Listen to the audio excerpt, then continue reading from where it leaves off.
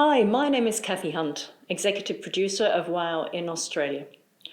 Across the world, research is now published almost daily on what the financial and economic impacts of COVID-19 are going to be on women and girls. And whether we call it a pink-collar recession or unintended consequences, there are signs that many of the gains ourselves, our mothers and grandmothers have fought for could be pushed back significantly through a societal crisis such as this pandemic.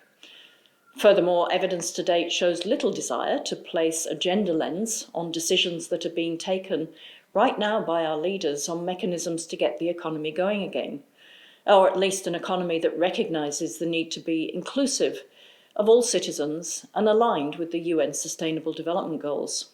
So, a couple of weeks ago, I had a chat with 10 fabulous women whose innovative approach to enterprise I greatly admire, to ask them what the impacts have been for their business or their sectors and what they want to see coming out of this crisis. And I asked Professor Ann Tiernon, Dean of Engagement in the Business School at Griffith University, to kick off the conversation. So over to you, Ann. I'm so frustrated by the lack of female voices in the recovery planning. We've been talking about inclusive growth for such a long time, about gender equity, and even yet we look at the recovery packages that are being put together and they completely ignore the very obvious gendered impacts of how this crisis is unfolding. So many aspects of it reinforce for me the need for localism, the potential to do things in local supply chains at the place level that were obvious even before this crisis.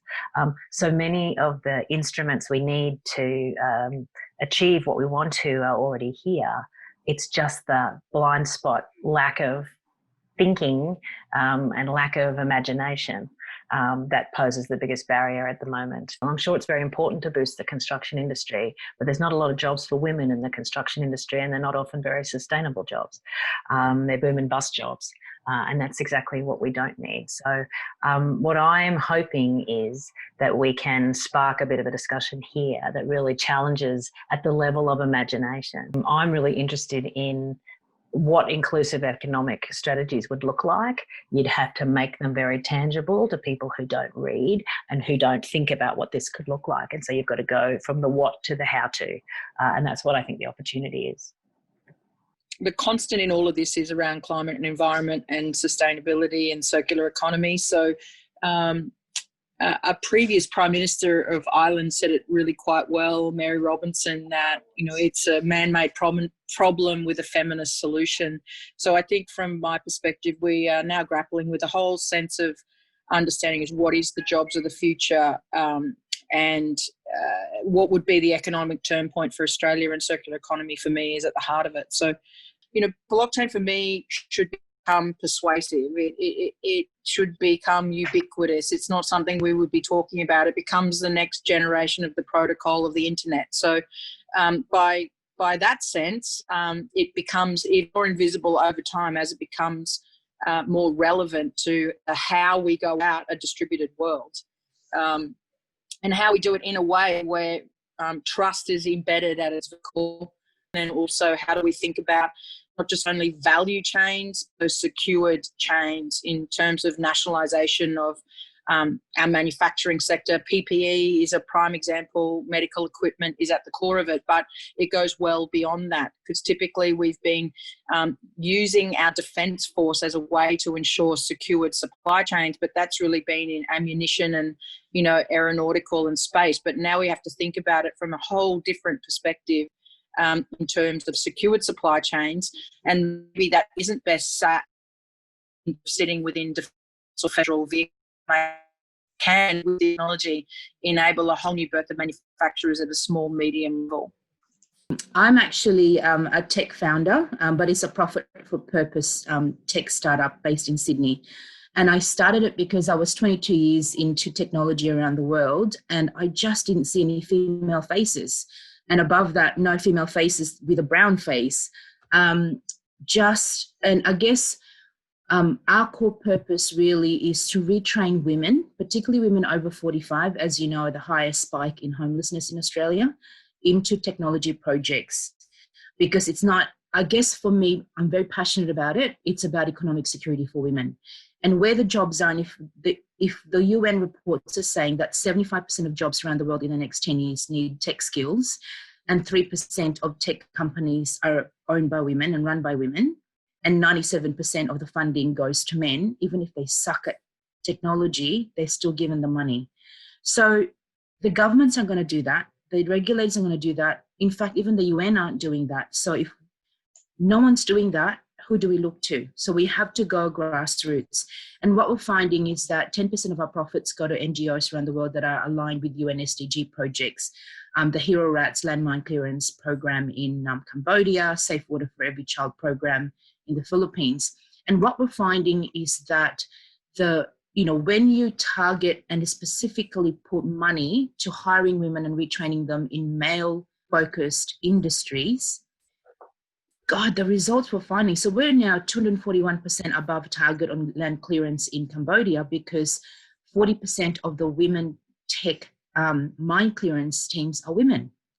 And everywhere we go, as soon as you have women leading village committees and technical teams, just the savings on money, everything's running on time, and just the outcomes are just so much better, but they stick across generations, not just one project. Well, Jade and I really spent the last few months talking to businesses in our network and finding out what's been going on with them. And I think there's probably three distinct groups.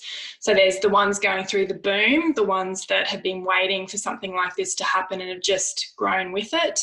There's those going through the bust, like losing 80% of their business, like Maria said before. And then there's this whole bunch in the middle who are either hibernating their business for 6 months because they are financially secure. They are pivoting to online, but then everyone's pivoting to online. It's becoming a very noisy space. So how do you take your community and how do you build brand awareness and connection in that space? And then lots of people have actually been giving away things for free, like what Maria said. And it's because they want to give back and they want to do something that helps. And women, tend to give and give and give. But when they're, working all hours of the night plus homeschooling, then they're not, looking at their own business transformation or changing their business models because, again, they're overworked and underpaid. And it's having a significant impact on their mental health and well-being.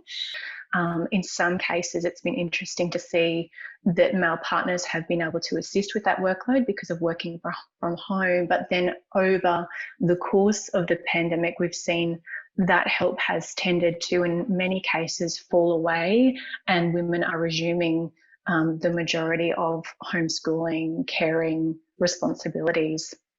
Across our networks, we've also seen a lot of women who are heavily involved in not-for-profits and community roles in a board directorship level. Again, they're taking on additional workload because all of those organisations are having to mount a COVID response and a business response, which is entailing another workload. And again, the compounding effects from the policy decisions like superannuation withdrawals for women have been, really concerning with, I think, 582,000 women withdrawing super early. So if you're a 20-year-old now and you withdraw $20,000 from your superannuation, that affects your super by as much as $120,000 for retirement. And women cannot afford that with the 42% gap already in place. One of the bigger policy announcements early on for the COVID crisis was allowing people another way to access their super. And it's had an enormous impact on the industry.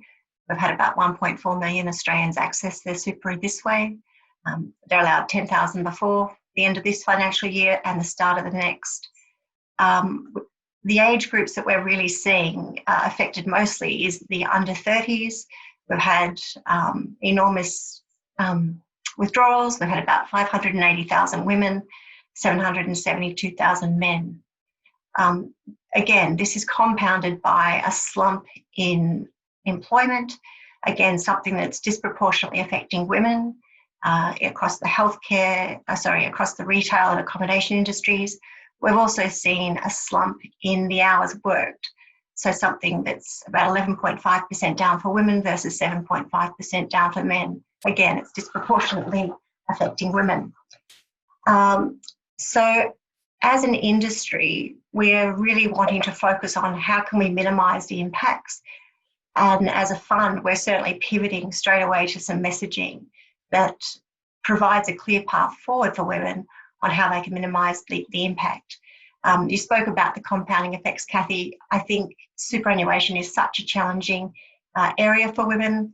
You know, there is the part, you know, there's many structural challenges within the industry that put women behind the eight ball to begin with, whether that's the propensity to work part-time hours and how if they don't make the $450 cap, they don't attract super. So the money they're earning is not attracting their fair share, to the propensity to take career breaks.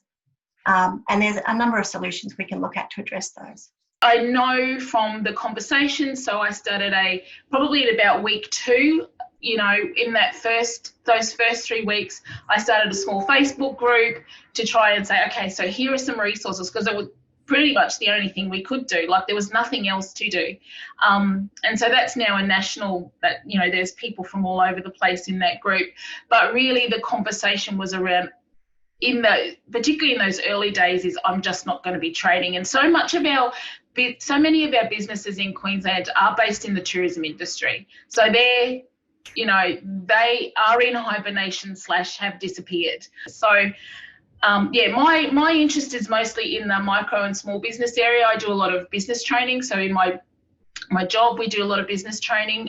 We did pivot. We did do some. I'm stopped using the word pivot and I'm now using the word adapt. So we did exactly what we did. We still do face-to-face training. We just happen to do it via Zoom instead of in a classroom. So it's not a pivot, this is an adaptation. We're just adapting to a new medium. And with Meanjin Markets, it was incredible. We we were 7 or 8 weeks out from the actual event, and we weren't sure what was going to happen. And we just said, there's too much risk here. One, for if they decide to close everything down, that's going to be a risk, but also for our communities. Do we want to be, Aboriginal and Torres Strait Islander communities are particularly vulnerable to health issues, so we are not going to bring all of our stallholders in and then they go back home and then risk making their community sick. So that was also, and this was before they had announced everything was closing down.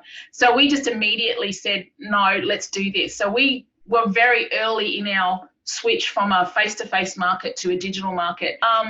There's been a range of impacts in terms of understanding we need to get on digital, and also you can do stuff from your home. If we talk about how it's impacted our company, I think interestingly, some of our investors have said that they've met with a lot of the other top ASX listed companies, and our ability to adapt during COVID, they've said we're one of the top 3 in Australia in what they know in terms of taking this very seriously and moving the workforce to remote working. We still have a majority of our, probably 2,500 to 3,000 employees in operations, and we tried to keep them immune from what the office-based workers were doing. And so they are still operating as business as usual, which was a key priority for the Queensland government, that would continue. But the remaining of the workforce, which is potentially where most of the females are oriented, had to move to remote working. And we did that quickly overnight. And what I found quite interesting is that what I've taken is we had planned to put in a flex working strategy in our company, and there was a lot of resistance, particularly at the senior levels with males around that, because they were worried that females would be disoriented and taking on the homemaker role. What's happened is that we've probably proven that our technology does work. We can remote work a lot easier than what we'd anticipated. But we still have found when we had the children at home that it really impacted our females. And I think there was a comment before about the female taking a majority of the role in the house. And I even know with my own husband, he's upstairs in the office and I'm downstairs in the kitchen. So you have all of those dynamics playing out, but yeah, I think what we've now done as a company is we are now putting remote working as a number one priority. And we had overwhelming response through a Mento survey that what is the one thing that you want to keep, and it is flex working. But I think, key thing I've taken away is that we probably underestimate our own capability to change. And this has been a great platform to prove that we can do that and be responsive to pandemics such as what's happened now. I have to say that my husband has been working out of the garage den downstairs, which is where he belongs, I think. So, that's a bit rude, but so much that has already been said, so I won't repeat it. And I just, I've just been writing down, yes. The observations I've made, just bringing it a little bit different, is this, what has this slowdown meant for us? For some of us, it's just been a transfer onto Zoom, but in general, society has accepted that we've slowed down, and what can we learn from that? And there's, everyone in their homes has been doing arts and culture and trying to connect to the community and everything else. And I sort of go, well, why do we have to go straight back to where we were? We were valuing that and we're enjoying it, and, how do we hold on to that? And I think that leads into this idea of the value of social impact. We need something besides GDP and an Office of Social Impact. And I was just so disappointed right at the beginning, or a few weeks in, when the government started talking about, well, yeah, we can get back to GDP because we can increase our exports of coal and gas, and that's the way to get back. And I was like, no, we've got an opportunity to do this differently. So, in my work of trying to, we are valuing social impact for businesses, but how do we get that at a much higher level? The other thing I saw was collaboration, that I think, Zoom meetings are difficult, but, how great to get, I can't count, 12 people, together, get all our ideas. And women, very biased, but women are really good at collaboration. And how do we use that in much more effective ways? And I've seen just in the last few weeks getting back to normal, where we're getting into really sort of linear meetings. And, yes, we have to do A, B, C. And I want to have more collaboration. I want to be able to, work that way differently. And we have, leaders around the world who are doing that really well and showing empathy. Obviously not Donald Trump, but the New Zealand one. So that collaboration, what have we learned about that, and how do we take that forward? People have raised it about investing, and how do we get investing into new models, and that's obviously a passion. And I've seen this, actually what I've seen in the last 2 months is this sort of like it's a friction happening, because the old models of VC, they're still trying to do it that way.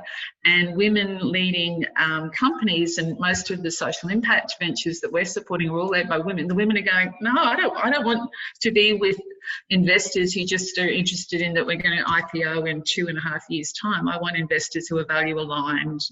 But I'm also on the board of Kate York Partnership, so I get to see what's happening there, which is like the whole area above Cairns. And Fiona Jose is the CEO. She's a woman. She's leading 250 staff. She's responsible for all these different communities. They've gone through COVID. They've had no COVID cases. They've shut down communities. They've organised food to be sent, trucked into areas, fresh food that they haven't had. They've got the grandmothers and the aunties working. Education's really important. And it's like, what role models do we have there?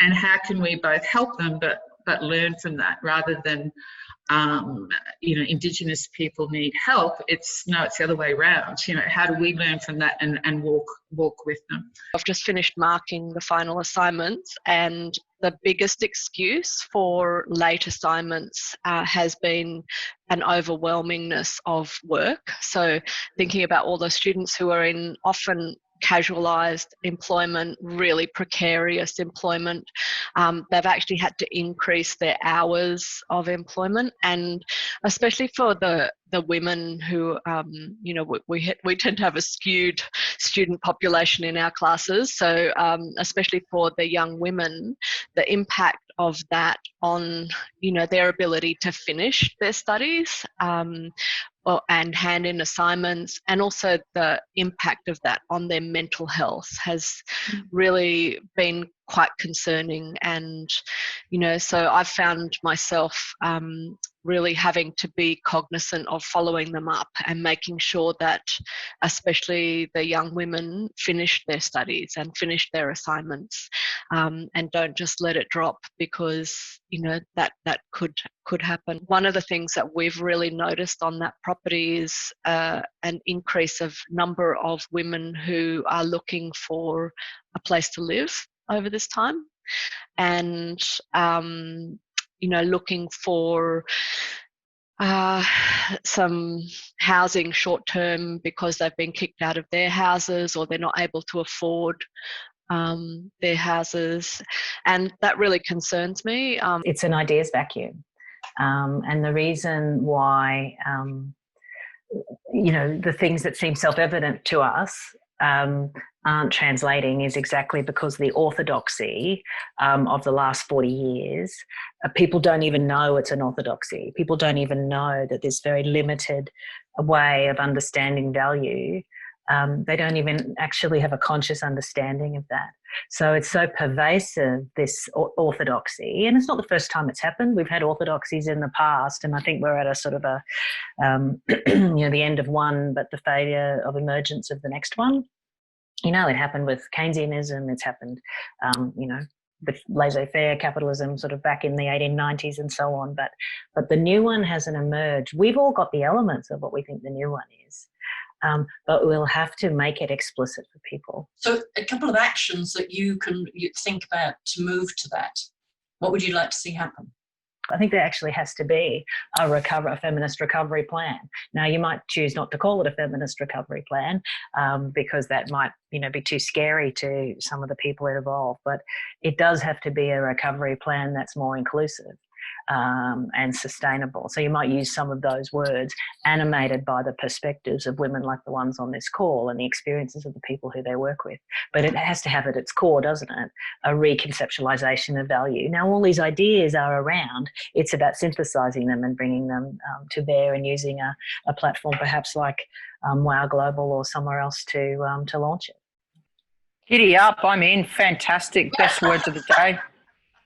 Let's go. You could easily take the view of STEMinist, right? So that's the next piece of the journaled article that I'm writing that'll go out into the Courier Mail and the Chief Entrepreneur's Office. So the STEMinist view, but I don't necessarily think it should be biased towards, you know, science and technology and maths, but that's certainly one sort of very easy way to put a flag, the first flag in the sand. When we're doing some of these policies, and just thinking through like the ramifications of not doing something, what I've found in some of the work we're doing around gender is understanding and evaluating the opportunity cost of not doing it to the organisation. So really placing a dollar figure value and trying to show the correlation by saying not doing certain programs in the company.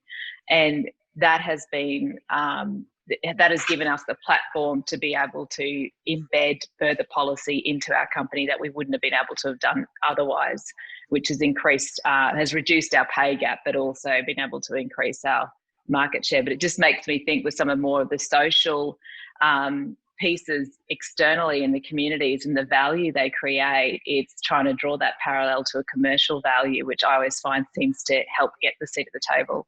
One of the things that I've been thinking about in the last few weeks is we have to, I love remote working. I have to say that I love it.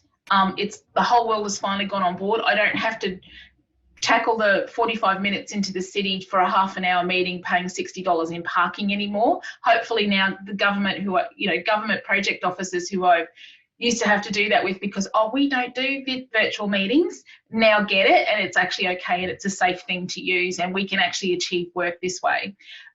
So I love the idea, the thought that, you know, women and men, people in regional areas can now have great jobs, they may be based in the business office, but are actually living in Buckhalden or somewhere else. So they can have great jobs and they don't have to leave home and leave their communities and their families in order to be successful and to, provide and do stuff that's intellectually and challenging and, drives them. That's what I'm passionate about. But unfortunately, we still have a massive digital divide in Australia. There are so many people who just don't have access to this stuff, and it's just so incredibly frustrating. But also the way that our physical environments are actually shaped and managed. If we do have people who are living at home, where do you put the home office? Is it going to be in the kitchen? But for those of us who can work at home and we can really be part of our local physical communities, that is super exciting. And I just think in terms of the way that we think about housing and the way that communities are structured, there has to be some sort of shift there. We need to tackle the digital divide and our physical spaces. There needs to be some sort of rethinking. The value of real estate and the value of what's valuable in a real estate. I'm not a real estate guru, but if I was buying a house, I'd be like, well, where could my office be? I think the other thing that we would love to see, of course, is to legislate procurement opportunities for women-owned and led businesses, just to get that out there. And in much the same way as has been implemented for Indigenous procurement policies across federal and state levels, and actually has been in place for over a decade in the United States across federal and state territories. And the third thing is encouraging business for good in the next 3 to 5 years, and everyone's spoken about that, but it's been really interesting to see the huge surge of public-private sector partnerships as a response to the global pandemic, and those partnerships emerging to solve really critical problems and to innovate very quickly and with humanity at the heart of them. So, seeing companies shift towards a much more empathetic lens and approach towards their stakeholders, customers and communities into the future, and with a longer term focus on workforce and community. And just on the business for good, Deloitte did some research which I've attached, different world scenarios in the next 3 to 5 years. One of them is business for good, but some of the others, are very different from that. And we think we have to take this opportunity now to have that cultural shift towards that, because I think some of the other scenarios we wouldn't be particularly happy with. I think this is the time to really ask from government to step in and support intermediaries and provide funds for the next stage, for profit for purpose, social enterprises, really ramp it up. And they're sort of skirting, both federal and state government is sort of skirting that. Because unless we get a budge, it's not going to move as quickly as we'd like. My other little point, which is completely different, is we sat around in my family with all the women, all the girls, and we said, what's the one thing that's really held us back? And they said, then we looked at it all, and they said paternity leave, really supporting men to look after their young children. Now, I've been really lucky, even though I just ditched my husband before about where I put him in the house. He's actually been fantastic and done it. But he's very unusual, and he was always on his own when he did it. So how do we create that it's not all the women through this process have been looking after the kids and teaching the kids and, but it was lovely to see the men in the parks at 5 p.m, wasn't it, with the prams, and they're going at them. So we have to shove it, make it change, I think. How do we start conversations where women are actually active parts of the co-creation of the way forward? But it has to be in place. It has to be contextual, not, the top-down view of things. The other thing that I've put up is, just about how do we, I think there's just some amazing women leaders out there, and, a bit of a plug for not just the STEMinists, which I love that word, but the women economists who are being, touted now. Forbes just put them on the front page, thank God, finally. but, you know, how do we make them appear in Econ 101? Because they don't. And how do we promote them into the mainstream rather than just as something that's nice to have at this particular moment in history? So just going back to that point on paternity leave, a couple of the males I work with have recently taken it. It's completely shifted their view of caring. Mm-hmm. They value now the experiences that they have with their little ones. They value the moments that they've seen that they would have missed had they been at work. And it's allowed their wives and partners to go back to work in a seamless, guilt-free fashion. So, you know, that is incredibly important, I think, going forward. I loved what Anne said about just the storytelling into consciousness. That is so critical. And for me, the focus on education and changing minds is that the message has to be meaningful. And if the crisis has brought anything into focus, it is what is meaningful in our lives. And we've spoken about what we want to focus on now and what we want to take forward into the future. So I think now we've spoken about that in a positive sense, but I really want to focus on some of those negative feelings as well. So if people have felt helpless or anxious or out of control or never want to be put back into this situation again, then I really want us to harness that feeling and not forget it, because it's great motivation for making changes and taking actions, meaningful actions, so that we're never put back into that type of place again. And whether that's creating a savings plan, or in my space, it's really getting people to think about the abstract thing that is super and the future in a real and meaningful way. Super is probably the biggest dormant money that most women do that actually have. Yeah. And it's the transparency around where our super is actually being invested. And if there's actually, I guess, quotas around, 30% of, the investments have to be with brands that are 40% women run, for example. And also the ethical considerations around each of the super investments. I used to live in Sweden, and it was quite interesting over there. At one of the weddings I went to, they talked about how they were, the groom was going to take cafe latte papa leave, which has become the norm, about them celebrating having 6 months with their children and hanging out with their mates. And so it's really normalised that the males actually have this role. And that's what I see is that so different to Australia, is that we still have this society that shuns males taking on that role.